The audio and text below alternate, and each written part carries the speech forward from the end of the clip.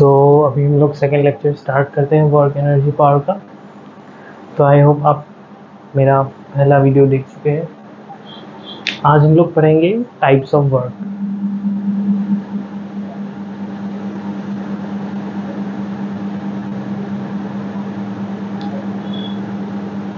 इसके तीन कैटेगरी में डिवाइड करते हैं।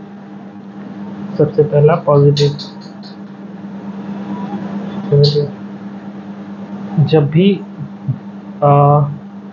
जो फोर्स और डिस्प्लेसमेंट के बीच में जो एंगल है वो greater than 90 degree, less than 90 degree हो या π/2, तब हम कहते हैं कि work done would be positive और work done is greater than 0। और इसका फिजिकल सिचुएशन देख लीजिए। जब भी फोर्स वेक्टर ऐसे हो और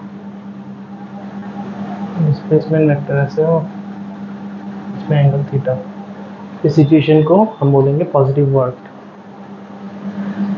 दूसरा केस, पहले ये पहला केस हो गया। दूसरा केस हो गया नेगेटिव वर्क डन का। जब भी थीटा ग्रेटर देन 90 डिग्री हो फोर्स और डिस्प्लेसमेंट के बीच में, तब वर्क डन नेगेटिव है, यानी कि वर्क डन लेस देन 0। और ये सिर्फ मैग्नीट्यूड है, ऑब्वियसली वर्क डन स्केलर ही है तो हम मैग्नीट्यूड देते हैं। और फिजिकल सिचुएशन इसका ऐसा होगा जब भी फोर्स वेक्टर ऐसे हो और डिस्प्लेसमेंट ऐसे हो तो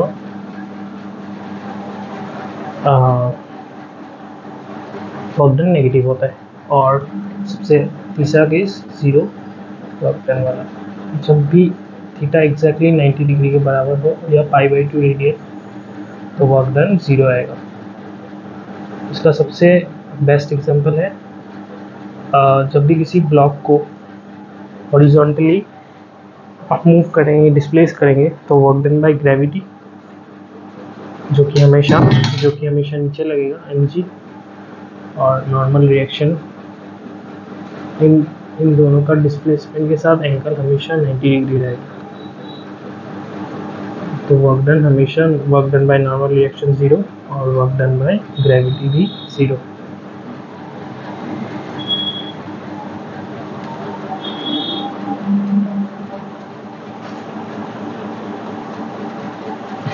तो एक छोटा सा क्वेश्चन डिस्कस कर लेते हैं जो अभी हमने पढ़ा उसके ऊपर। एक ब्लॉक रखा है 10 kg का, जिसपे एक फोर्स लग रहा है 15 न्यूटन का, और ये जो सरफेस है ये रफ है, यानी कि इसमें फ्रिक्शन है और कोफिशिएंट ऑफ स्टैटिक फ्रिक्शन दिया हुआ है 0.2। तो हमें निकालना है find the work done by friction. तो वीडियो को पॉज कीजिए और सॉल्व कीजिए।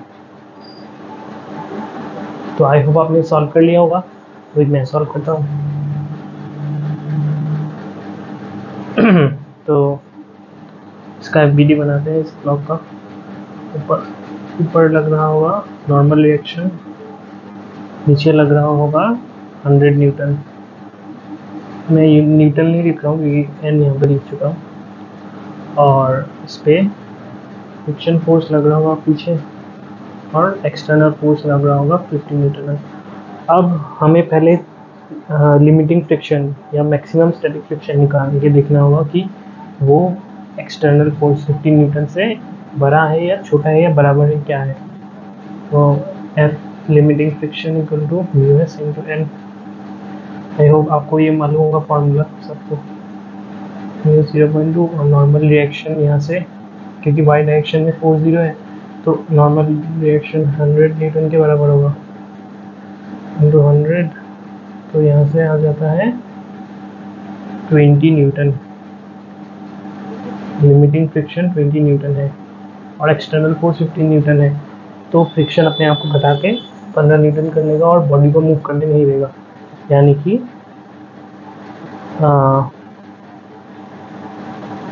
F limiting is greater than F external, therefore body remain at rest.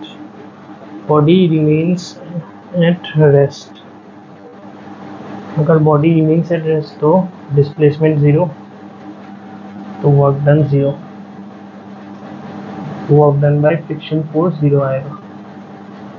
और वर्क डन बाय आप देख सकते हैं कि वर्क डन बाय किसी फोर्स, कोई भी फोर्स की वजह से 0 ही आएगा यहाँ पे, ये ब्लॉक मूव ही नहीं कर रहा है।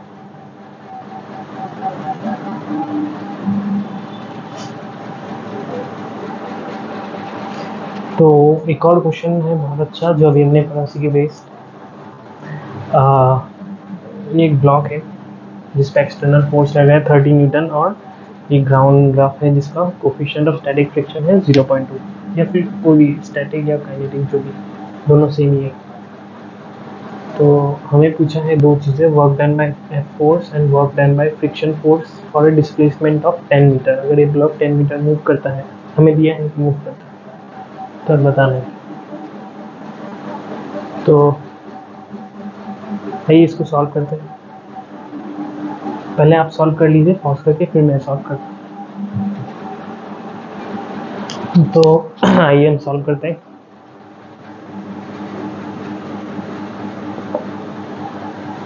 तो यहाँ पे पहले लिमिटिंग फ्रिक्शन की वैल्यू निकाल लेते हैं। लिमिटिंग फ्रिक्शन का वैल्यू आ जाएगा 0.2 into normal reaction, it is 2 into 100।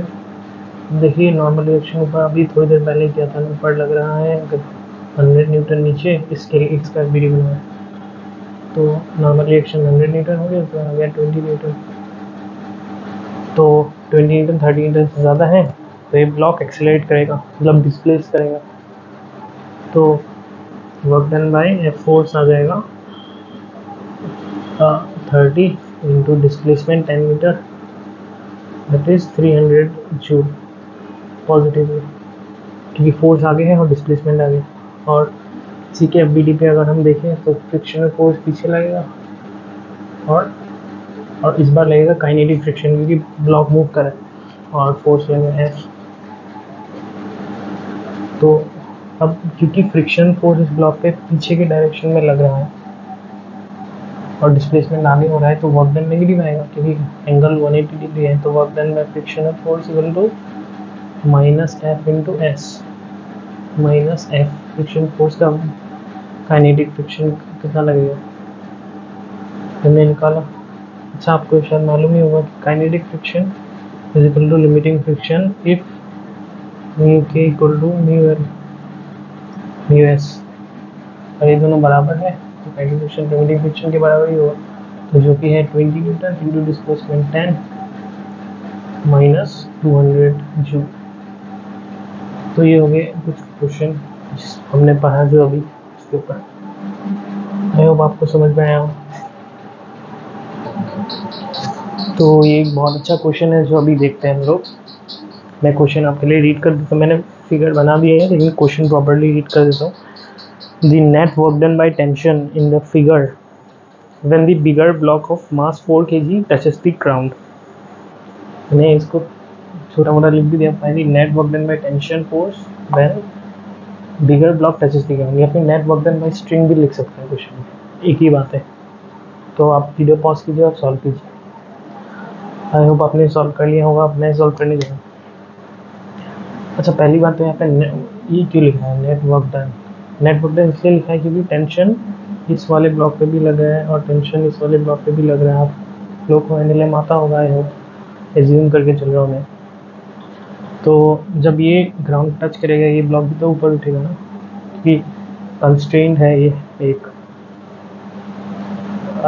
कोई सब चीज़ें मालूम हो गया है, एज्यूम कर रहा हूँ मैं। तो सबसे पहले तो हमें एक्सेलरेशन निकालना होगा। ये सिस्टम एक्सेलरेट करेगा क्योंकि नेट अनबैलेंस फोर्सेस है।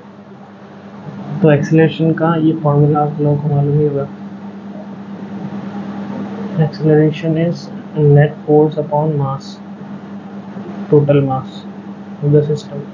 तो नेट फोर्स जो सिस्टम पे लग रहा है क्या है, 4 kg नीचे और ये इस साइड पे इस पूरे सिस्टम में। तो 4g minus g upon total mass is 5। इसका मैं एफ बना देता हूँ। टेंशन फोर्स ऊपर है, ये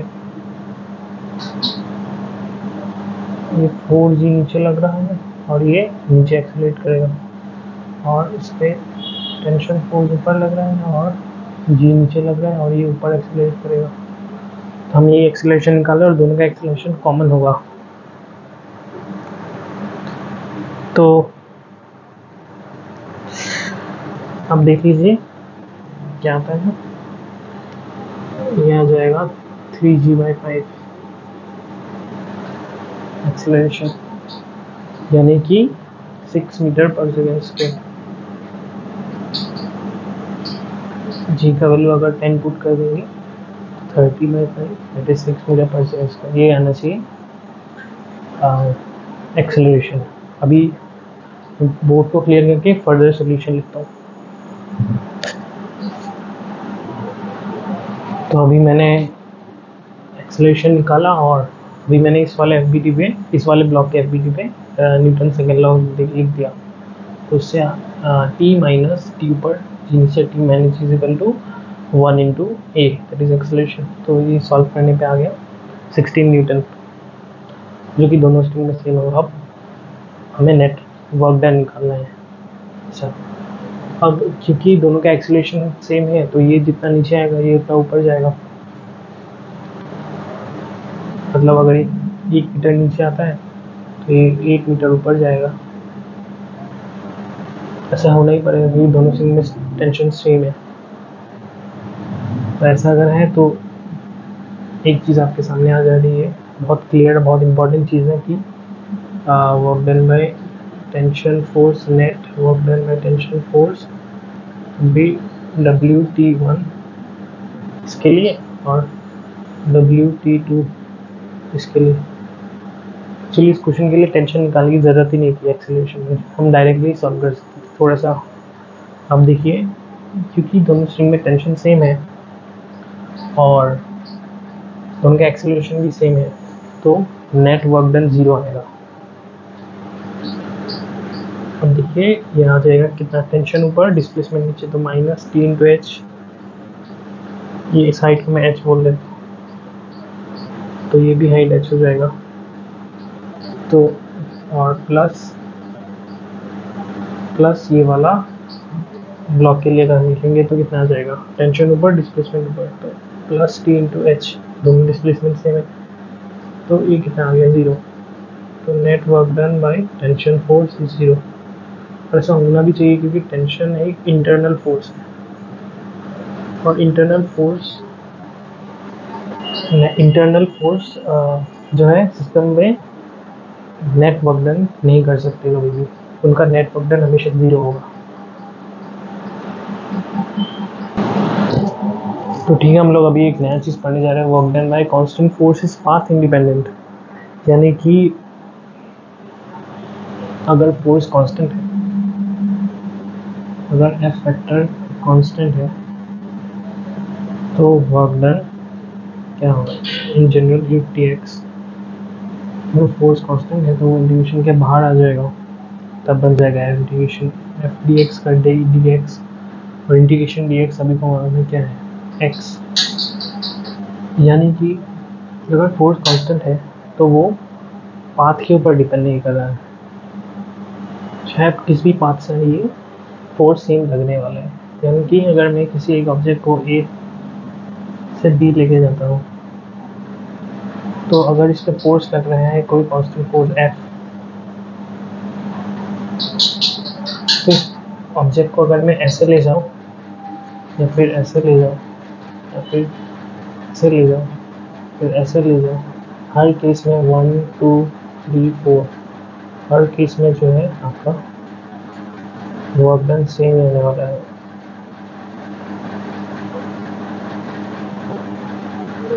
ये आप इम्पोर्टेंट चीज़ है जो ध्यान में रखें। अभी इसको और एग्जांपल से मैं समझाता हूँ। तो इसको एक और एग्जांपल से समझते हैं। हाँ, जैसे एक इंक्लाइन प्लेन है, इसके ऊपर एक ऑब्जेक्ट है और इस ऑब्जेक्ट को मैं रिलीज करता हूँ यहाँ से, तो इसको नीचे आने के 2 रास्ते हैं।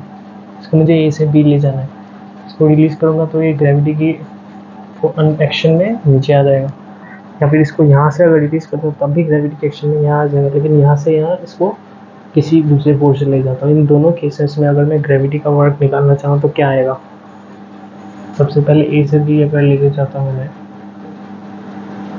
इसे बी ले गया ऐसे, तो वर्क डन बाय ग्रेविटी क्या होगा। अच्छा, अब देखिए work done bye constant force कैसे निकालते हैं। सबसे पहले एक छोटा सा चीज देख लेते हैं। Work done bye constant force F मान लीजिए एफ, तो उसको हम निकालते हैं फोर्स इनटू फोर्स की डायरेक्शन में होने वाला डिस्प्लेसमेंट।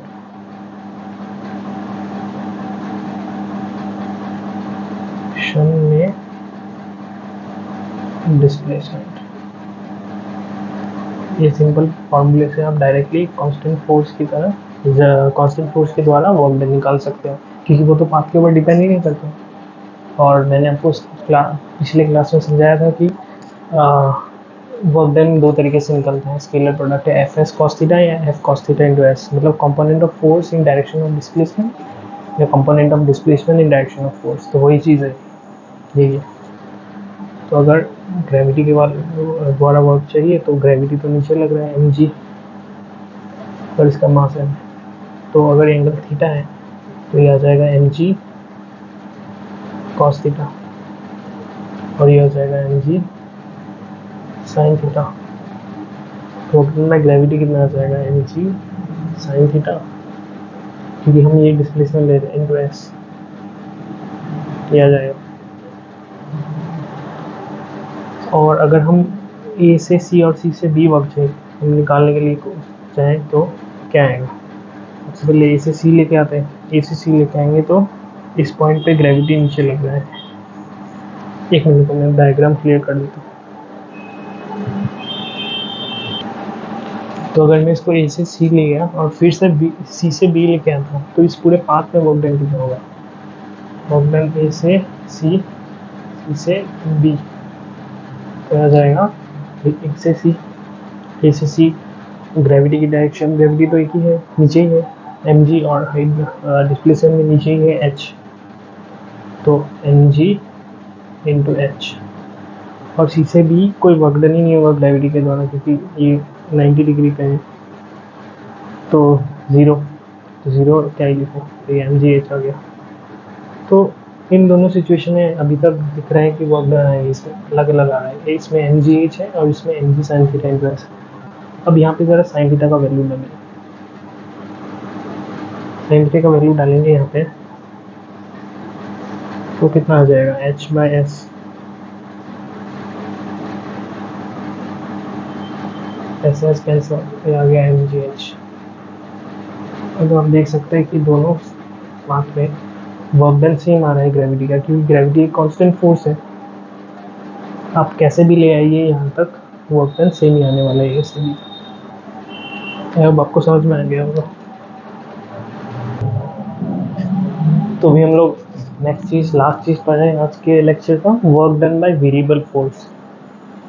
हाँ, अगर तो फोर्स वेरिएबल है तो सिंपली तुम्हें एक ही काम करना है, कुछ नहीं करना है, बस work done equal to integration F dot T R F B R. Dot product most of the time ज़रूरत नहीं पड़ता, लेकिन इन जनरल हम ऐसे करेंगे इंटीग्रेशन एफ डी आर। अब इसको एग्जाम्पल से ही समझना पड़ेगा कि किस तरीके से वेरी करेगा। अगर फोर्स दिया हुआ है अपने पास, किसी बॉडी पे एक्ट कर रहा है इन दी एक्स डायरेक्शन, ये कोई ब्लॉक है, इस डायरेक्शन में फोर्स लग रहा है एफ, जिसका पोजीशन के साथ वेरिएशन है 3x square plus 2x minus 10, इतना न्यूटन फोर्स लग रहा है। और इसका डिस्प्लेसमेंट होता है, अभी ये ओरिजिन पे है x इक्वल टू 0, या फिर इसका से बोल दो 0,0 पे है, और ये डिस्प्लेस करता हुआ जाता है 2,0 पे।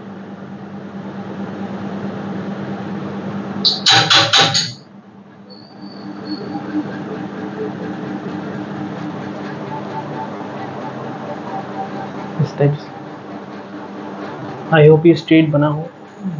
एक मिनट देख लेता हूँ। हाँ, तो माफ़ कीजिएगा, वो फैन का आवाज़ है थोड़ा। तो इसको हम सॉल्व करेंगे। अच्छा कैसे सॉल्व करेंगे? अगर हम वर्क डन निकालना चाहें, इंटीग्रेशन एफ डी एक्स करना होगा। डी एक्स इसलिए लिख रहा हूँ, डी आर इसलिए नहीं लिख रहा हूँ क्योंकि सिर्फ एक्स डायरेक्शन में फोर्स लग रहा है, बाकी डायरेक्शन में नहीं लग रहा, तो वर्क डन 0 है। इंटीग्रेशन 3x² + 2x - 10 dx, इसको हमें इंटीग्रेट करना है 0 से लेकर 2 तक। x का वैल्यू चेंज हो रहा है 0 से लेकर 2 तक, तो इसको आप सॉल्व कीजिए। कितना आएगा?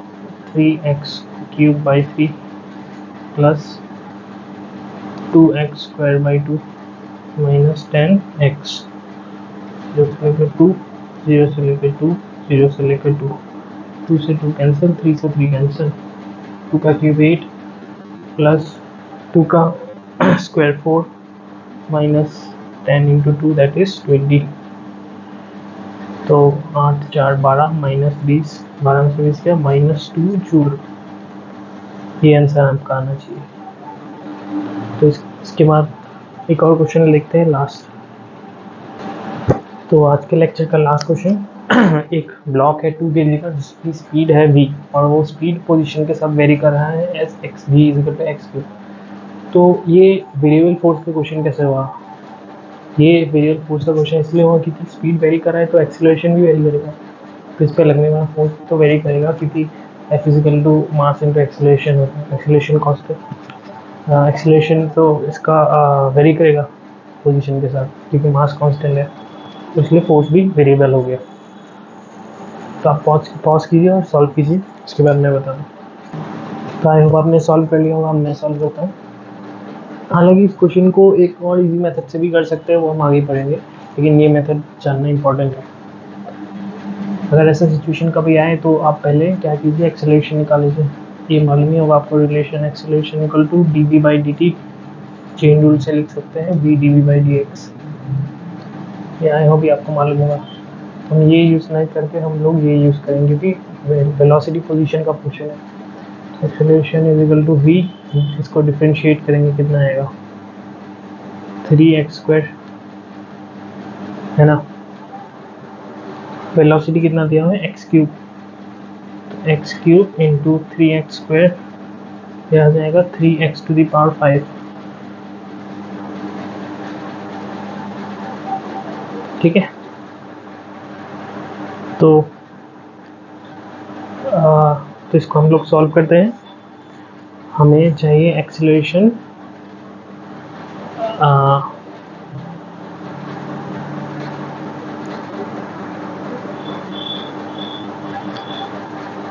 देखिए नहीं ठीक है, तो अभी हम लोग फोर्स निकाल लेते हैं। फोर्स होता है मास × एक्सीलरेशन, मास है 2 kg और एक्सीलरेशन है 3x5, तो आ गया ये 6x⁵। फोर्स आ गया, तो हम लोग यहाँ से इसको सॉल्व कर सकते हैं। यहाँ पे वर्क डन अगर हम लिखेंगे तो आ जाएगा integration F D x, integration force दिया हुआ है 6, आया हुआ आपको दिख रहा हो 6x⁵ dx, इसको इंटीग्रेट करेंगे। इंटीग्रेशन में बोर्ड मिटाने के बाद करता हूँ।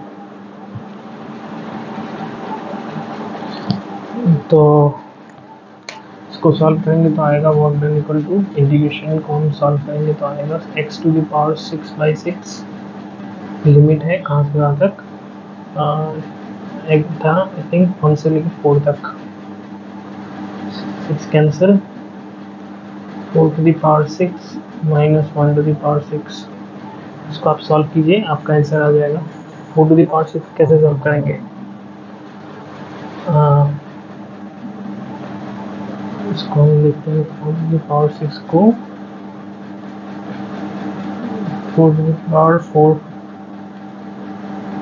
यानी कि 2⁻² का 2, 4 यानी 4 की पावर का स्क्वायर, 4 16 16 56 × 4 16, इसको आप सॉल्व कर लीजिए। एक काम कीजिए, आप इसको 1 से 2 कर लीजिए, आसानी होगी तब।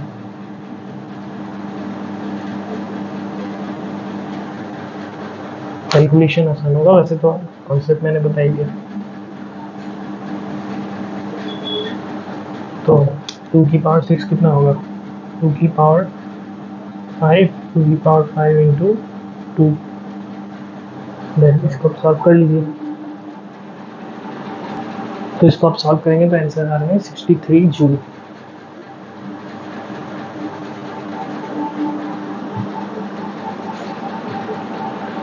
Thank you, that's it for today. Please like, share and subscribe my channel.